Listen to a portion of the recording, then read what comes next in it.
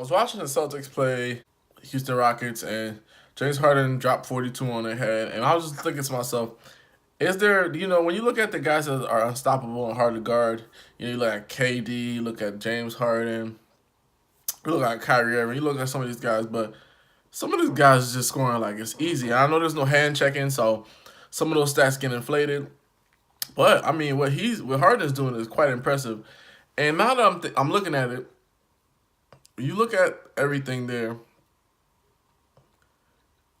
People say like, okay, LeBron has the capacity to be like all time number one on all time scoring list, and I'm looking at it. If you really boil it down and really get real about it, James Harden or KD really might go down as the all time best scorers, like top scorers, like because you got Mike, but then you got Karl Malone, who's number one. He has, I think he's like second all time. He's never won a scoring title. So that being said, I kind of boiled it down to one metric, which a lot of people are overlooking, which is free throws, your free shots. And what I found really startled me. Karl Malone, for his entire career, averaged 9 free throw attempts per game. James Harden right now is at 8.5. KD is like 7.7 per game for their entire careers. If you're giving them 9 free shots, and these guys, so that's 9 points off rip, and man, they could score 15 to 20 points.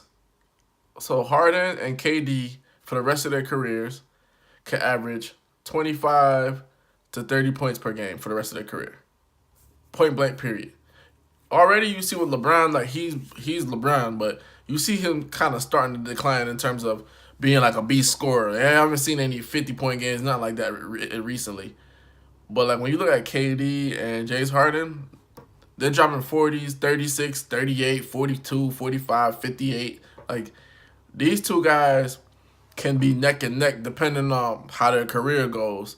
And I'm thinking more so because I look at KD and I look the way he wants to play, he doesn't want to score like a lot of points, but he's a walking 30-pointer. But now if you look at James Harden, he's a walking 30-pointer. Look at Karl Malone for his career, he averaged 25 points and 10 rebounds. Looking at KD right now, he's like right at he has like 10 to 11 straight seasons of 25 to 30 points. And James Harden is right now on the cusp or precipice of doing that for the rest of his career. So it's really special what we're getting to watch, but it's also bittersweet because you're thinking like Karl Malone, he's second all time. Imagine if they didn't have hand checking back in the day like they do, like they don't have it today.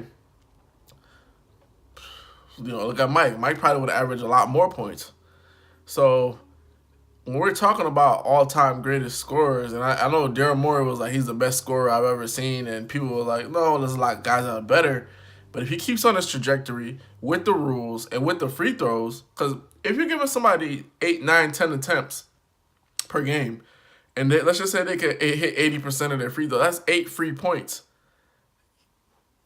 If they score 15, they're averaging 23. If they score 20 points on top of that, 28 to 30 points. So these guys are making the scoring look way too easy. And I don't know what the NBA is going to do, but I don't know if there's going to be like a cycle where they shift back to the defense and say, hey, we don't want this because now these guys are getting, because a lot of guys are getting records and it's really not meaning anything. Like Russell Westbrook averaged probably 3 seasons where he's averaging a triple-double, but nobody really even cares because the stats are inflated due to the change in the rules and how things are, even with the legal defense. So, like, when a guy gets a defensive player of the year, it's kind of not as the same as, like, a defensive player back in the day because of the illegal defense rules where all that switching you used to do back in the day, I mean, today, you couldn't do that, a lot of that back in the day. So, it's really interesting to see how these guys going off. Like, he's scoring 42 like it's nothing. Like, I remember in the playoffs when guys were scoring, like AI and Vince Carter going back and